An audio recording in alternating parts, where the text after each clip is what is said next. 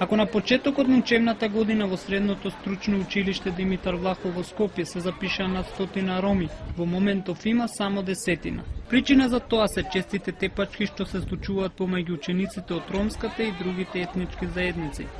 Учениците роми велат дека секој ден ги тепаат, им ги земаат телефоните и психички ги малтретираат во училиштето, но и надвор од него.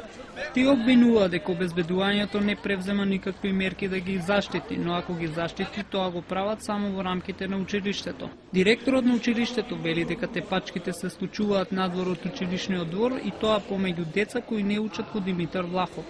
Учениците од друга националност велат дека ги тепаат ромите затоа што ги нервира нивниот начин на облекување и однесување. Порано училиштето беше женски затвор со строга контрола, а и денес не изгледа ништо подобро, бидејќи децата се чувствуваат сигурни само кога е присутно обезбедувањето, обвинуваат родителите.